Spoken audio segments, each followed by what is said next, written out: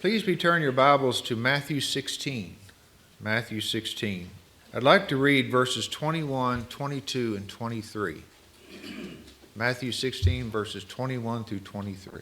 From that time on, Jesus began to show his disciples that he must go to Jerusalem and suffer many things from the elders and chief priests and scribes, and be killed and be raised on the third day. Peter took him aside and began to rebuke him, saying, God forbid, Lord, this shall never happen to you. But he turned and said to Peter, Get behind me, Satan. You are a stumbling block to me, for you are not setting your mind on God's interests, but man's. Have you ever heard the expression, never say never? I guess we've all heard that expression before. It means that we should never say anything not's going to happen because it probably will. Never say never. And we've heard people say, and we've probably said it ourselves, I'm never going in there again. Right? I'm never going in there again. I'm never going to speak to them again. Awful statement. I'm never going to speak to them again. I'm never going to do that again. Right? Right. I'm never going to do that again. Well, the word never can get us in trouble because the word never is an absolute, isn't it? It's an absolute, and it can be dangerous because of a couple of reasons. Number one, we don't know what the future holds, and if we say never, sometimes we back ourselves into a corner somewhere and can't get out. We can't have remorse or regret about what we have said by using the word never. As you can see here, Peter was a man he wore his emotions on his sleeve. He really did. He was swinging one to another. One way he's over here all excited, and the next one over here he's all angry. One minute over here he's all into what the Lord wants to do, and the next thing he's rebuking him for what he wants to do. And so Peter was a man of many diverse, if you will, emotions, as it were. And I think in this instance, he let his emotions get away from him. Because the Lord was telling them, this is what I need to do. I need to go to Jerusalem and I need to die. I need to do this in order to bring about the mission that I came to do. And when we look at Peter's response, we don't really blame him too much in a sense because he didn't want the Lord to die. And we could sympathize with that, can't we? If we walk with him three and a half years and then he's telling us, I've got to go and I've got to die. I've got to give myself over to be killed, if you will. You can imagine Peter getting kind of anxious, right, about this man that he loves, that he's going to give his life for that rabble, that he's going to give his life over to that group of people to do with him what they want to do with him. And so his emotional outburst here in verse 22, God forbid it, Lord. This shall what? Never happen to you. And there it is, right? There's that word. There's that absolute. And at that point, Peter had painted himself in a corner. Lord, this shall never, ever, ever happen to you. But what Peter doesn't realize is that this is against the will of God. His never is against the will of God. And so that's why Jesus rebukes him and refers to Satan, the ultimate one who's against the will of God. In other words, Peter, you're talking like Satan. That's who you're talking like. Get behind me, Satan. You're talking like Satan. You're acting like Satan. Satan is influencing you in this situation because what you're doing is throwing a stumbling block in front of me. And you have your own interests, man's interest in mind, instead of God's. And so what is Jesus teaching us here about the word never? Well, when we use that word never, sometimes, brethren, we're hindering the plans of God. We've got to be careful, don't we, about using that word? Because Peter was using the word never in a sense that he thought was positive. No, this is not what you're going to do. And actually, Jesus said, no, you're using never in the negative term, because what you're saying is that I shouldn't do what I came to do. And that is against the will of God. We have to guard the same thing, don't we? Using the word never. We should never make statements. I said it on purpose. We shouldn't make statements like, that person will never obey the gospel. They'll never respond. They're long gone, right? Isn't that a terrible thing to say? But I've heard it. Oh, they'll never do this, or they'll never straighten up. That's dangerous, isn't it? Using that word never, using that absolute about people is a dangerous thing, because God may be working something in that person's life to bring them to Him. And we may be finding ourselves in conflict with God's will. That person will never straighten out. Oh, they'll never have peace over there. Oh, really? Do you know that for certain? Mm-hmm. They'll never have peace in the Middle East. Who says? You? Me? Granted, it looks grim. But is anything impossible for God? Absolutely not. So as a child of God, we're the ones that have hope, hold up hope for the conflicts that are around the world. Because we hear too much nevers out there in the world about these conflicts that are going on. We're the ones that have to shine the hope of Jesus Christ into it. To say the never shouldn't apply there in that person's life. The never shouldn't apply there in that conflict. Because I know what God can do, you see. And by saying those things, I could be hindering the plans of God. Because God has got this all over the world. I shouldn't throw the stumbling block, because Jesus said that word never is a stumbling block. It hinders my plans, if you will. You're trying to hinder what I'm trying to do. And so as children of God, we need to be positive about people. We need to be positive about situations.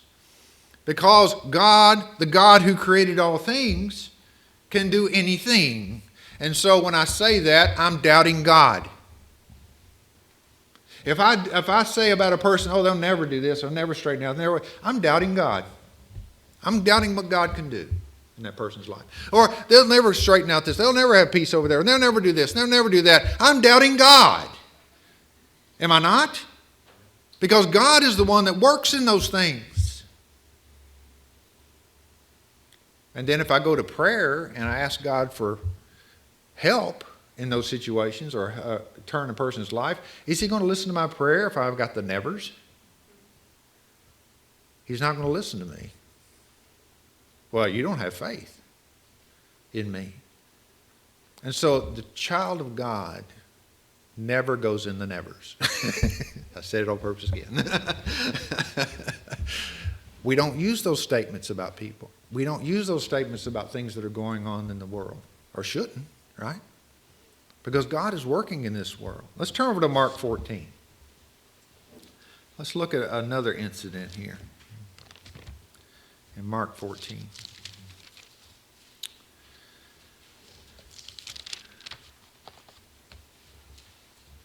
Now, this is the Last Supper. This is in the upper room. Okay, in Mark 14. If you go down to verse 27, Jesus is speaking here.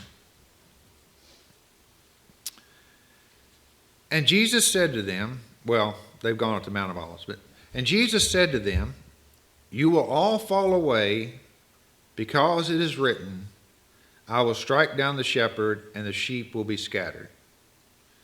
Okay, he's quoting Zechariah 13:7. Okay, now, but after I've been raised, notice, I will go ahead of you to Galilee. This is a second time he's talking about what he has to do. Remember Matthew 16, I've got to go to Jerusalem and die. The second time, he's saying, when this happens, you're going to scatter And when I'm raised, however, I'm going to go to Galilee and I'm going to basically meet you there. Notice what he says. Notice what Peter says, verse 29. Here's Peter again. Hadn't he learned his lesson? This is later on. Peter said to him, even though all may fall away, I will not. Kind of a variation of never. All if I won't fall away. I'll never fall away. And then he goes on. Jesus tells him, verse 30, truly I say to you that this very night, before the rooster crows twice, you yourself will deny me 3 times. Peter kept insisting, even if I have to die with you, I will not. There's the never, right? I will not deny you. And they were all saying the same thing. Now, what did Jesus just tell them? He told them 2 things. He told them, you're going to be scattered. I'm going to be raised and meet you in Jerusalem, meet you in Galilee. Number 2, that, by the way, Peter, you're going to deny me 3 times. Period. No, I'm not. No, I'm not. No, I'm not. Okay, I admire Peter's gumption. I do. I admire his gumption. But what is he doing here? He's showing his ignorance. Isn't he? He's showing his ignorance. When we use the word never, sometimes we're speaking out of ignorance. Out of ignorance. Because Jesus already told him, I've got to do this and I'll meet you in Galilee. Guess what? When Jesus says it's going to happen, right? We're going to talk about Jesus' nevers here in a minute.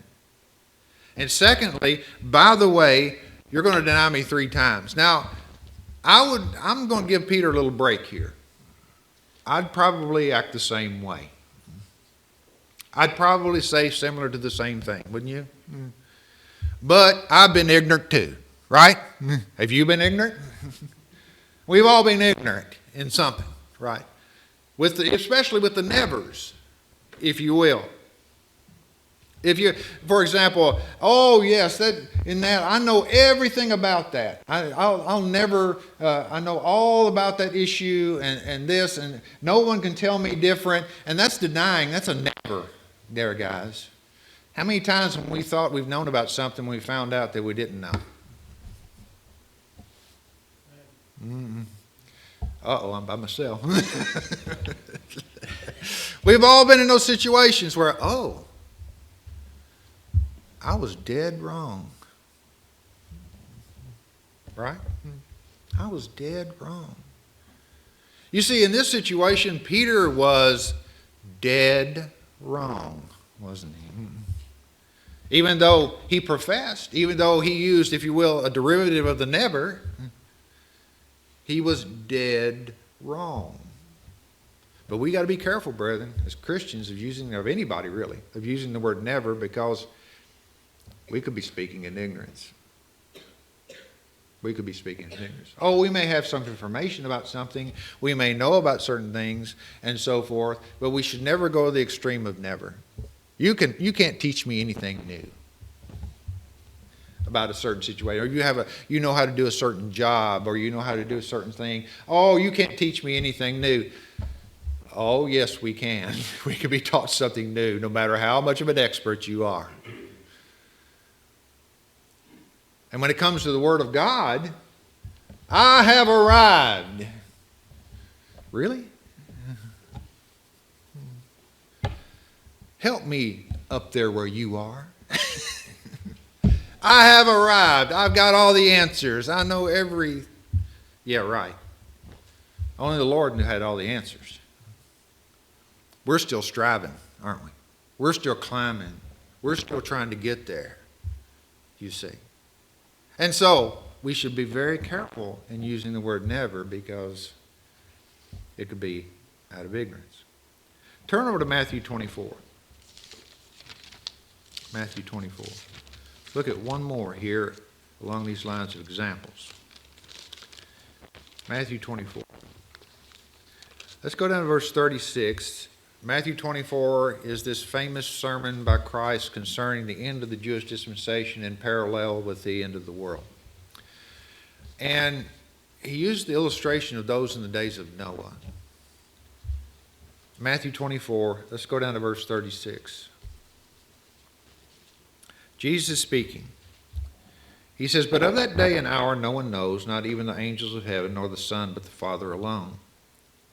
For the coming of the Son will be just like the days of Noah. For in those days before the flood they were eating and drinking, marrying and giving in marriage until the day that Noah entered the ark. And they did not understand until the flood came and took them all away. So will the coming of the Son of Man be." And so we see here a microcosm of the end of all things. The Jewish nation, and then, of course, as well as the end of all things here. And he uses the example of those in the days of Noah who are going along eating and drinking and living their life and so forth, thinking that things would go on like they always did. Noah was sent as a preacher of righteousness. He preached unto them. They didn't believe the preaching of Noah. They thought life would go on the way they always wanted it to be. And always expected it to be. For we know there's surprises, right? But they thought, well, this world is here. We're going to perpetuate our life. And generations are going to go on and on and on. And eventually we're going to do this. And eventually we're going to do that. They were kind of in a never state of mind. That God would not flood the world. That God would never, ever do that.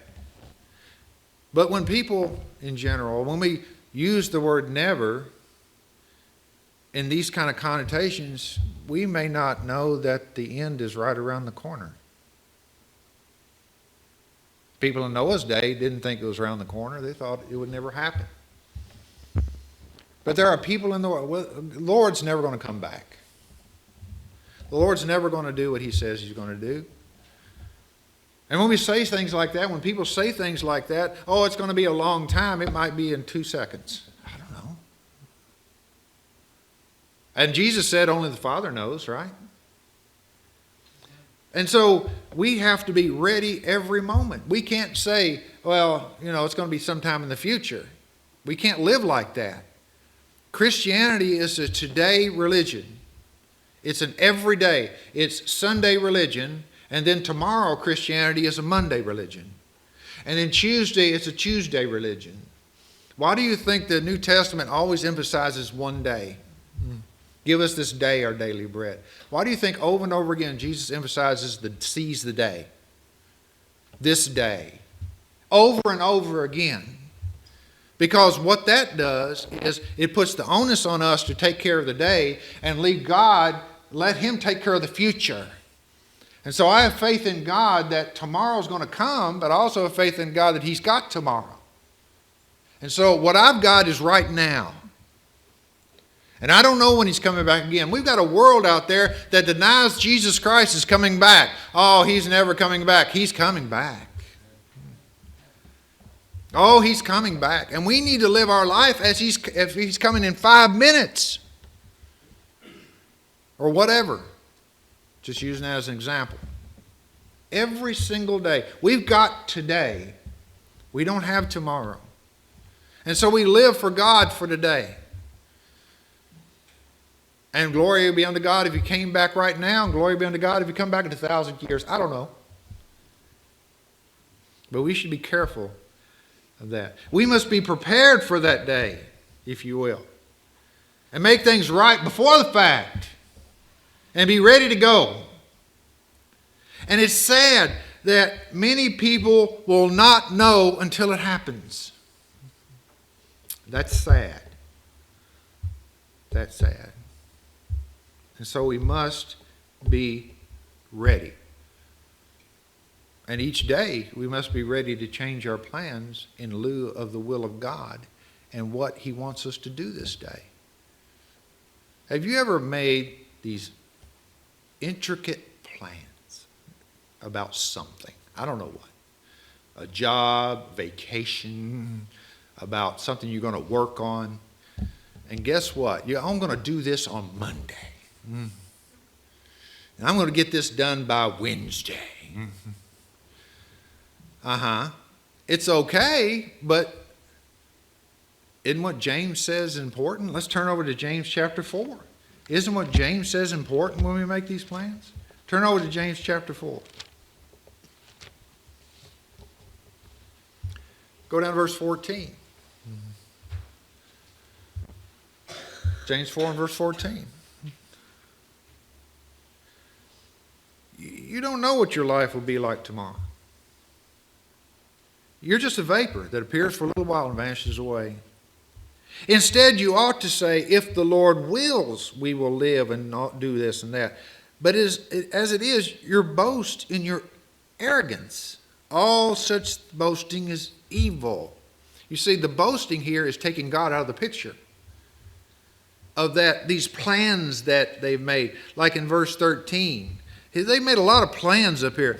Today or tomorrow we'll go to such a city and spend a year there and engage in business and make a profit. You're assuming a lot of things. It's okay to make plans, but if you leave God out of the picture, you're assuming a lot of things. You are assuming that tomorrow's coming. You're assuming that you're going to be able to travel to the city and get there. You're assuming that you're going to be able to engage in business there. You're assuming that you're going to make a profit. You're assuming all of that. It's all assumption without God. God has to be in all our plans. Every single one. I don't care if you're planning to mow the yard. I don't care if you're planning to mow the yard. The Lord needs to be in those plans. And that's what he's talking about here. If the Lord wills, if it's something that will happen because the Lord has the will, providence to do it. He may have another plan for you. I'm going to mow the yard tomorrow. No, I'm sorry, you're not going to do that because I'm going to send some rain. Right? That you need some rain more than you need to mow. And we've all been in situations where we've had the grass this high. Lord, will you stop raining? Well, I got to get in there and mow that thing. I'm sorry, you need the rain. I know better than you. So we have to keep the Lord, if you will, in those things. So we have to be careful, don't we, using that never when it comes to those things. Now, having said all that, to say this, there is a never you can trust. That's the nevers that Jesus says. How come we can trust Jesus and his never? Because he knows and I don't, right? We can trust the never of Jesus every single time. John 4 and verse 14. John 4 and verse 14, talking to the woman at the well. Jesus says, but whosoever drinketh of the water that I shall give him shall never thirst. You can take that to the bank. Jesus was talking about salvation. If we desire salvation, Jesus says, we will be abundantly supplied. That salvation. You can trust that never. John 6 and verse 35, as Wesley talked about this morning. I am the bread of life. He that cometh to me shall never hunger. You can trust that. You can take it to the bank. Jesus was talking to a crowd that was seeking the wrong bread. If we hunger, Jesus will supply all our spiritual needs. You can trust his never. Can't trust mine. I can't trust yours. You can trust his. John 11 verse 26, Jesus is talking to Martha. He says, and whosoever liveth and believeth in me shall never die. Do you believe this? Jesus guarantees eternal life to those who believe. That's a never that you can count on. People will let you down. Preachers will let you down. Brethren will let you down. Your neighbors, your family will let you down. Jesus will never let you down. Ever. His never is concrete. Matthew 7 and verse 23. And this is a sad one. As he's talking in the Sermon on the Mount. And then I will declare to them, I never knew you. Whew. That's sad, isn't it? I will declare to them, I never knew you. Depart from me, you who practice lawlessness. In other words, those who do not obey him. Those who do not obey him, I don't know you. I don't know you. There's an end coming, brethren, isn't there? Jesus said he's coming back. Do you believe it? Don't believe anybody who tries to predict it. Throw that in the trash. Don't believe those guys. There's no way that you can take the book of Revelation and calculate it. Or the book of Daniel and get your numbers out and your slide rules and try to figure out when things are going to happen. That's a bunch of baloney. Only the Father knows, and He set the day, and He's coming back. But we have to be ready, right? We have to be ready for that day. So let's be careful in using the word never, because we could be hindering the plans of God. We could be speaking out of ignorance and so forth. So we have to be careful about those things. As we think about these things this morning, if there's anyone here that needs anything at all, whether it be the prayers of the congregation or to respond to the gospel of Lord and Savior Jesus Christ, we're here to help the best that we can. You can count on the nevers of Jesus. He will feed you. He will give you water, the water of life. You can count on that. So if you need to come forward, please come and stand and sing this song.